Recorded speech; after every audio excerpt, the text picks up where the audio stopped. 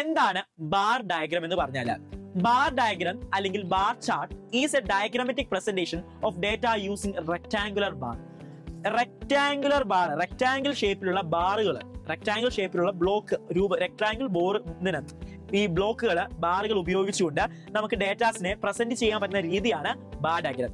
The length or height of each bar is proportionate to the value of them it's represent.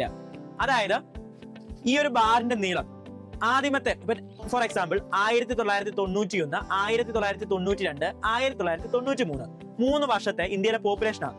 1991 ഇന്ത്യയിൽ population കൂടുതലാണ്. അപ്പൊ ആ bar ഇത്രയും. 1992 കുറച്ചുകൂടെ പോപ്പുലേഷൻ കൂടി, അപ്പൊ ആ ബാറിന്റെ വലിപ്പം കൂടും. അടുത്ത വർഷം എന്താണ് പോപ്പുലേഷൻ കുറഞ്ഞു, അപ്പൊ ബാറിന്റെ വലിപ്പം കുറയും. അപ്പോൾ ലെങ്ത് അല്ലെങ്കിൽ ലെങ്ത് അല്ലെ ഹൈറ്റ്, ഓരോ ബാറിന്റെ ലെങ്ത് അല്ലെ ഹൈറ്റ് എന്തായിരിക്കും, അത് റെപ്രസെന്റ് ചെയ്യുന്ന ആ ഒരു ഡേറ്റയുടെ ഫ്രീക്വൻസി അല്ലെങ്കിൽ വോളിയം അനുസരിച്ചിരിക്കും.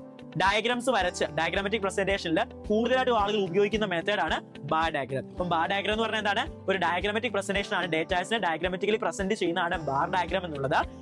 അതുപോലെ തന്നെ എന്താണ് ഈ ലെങ്ത് അല്ലെങ്കിൽ ഹൈറ്റ്, ഓരോ ബാറിന്റെ ലെങ്ത് അല്ലെങ്കിൽ ഹൈറ്റ് എന്തിനെ റെപ്രസെന്റ് ചെയ്യും, അത് അതിന്റെ വാല്യൂ, ഓക്കെ, ആ ഐറ്റത്തിന്റെ വാല്യൂസിനെ ആയിരിക്കും റെപ്രസെന്റ് ചെയ്യുന്നത്. ഇതാണ് ഏറ്റവും സിംപിളസ്റ്റും മോസ്റ്റ്ലി യൂസ് ചെയ്യുന്ന മെത്തേഡ് ഇതാണ്. ഓക്കെ.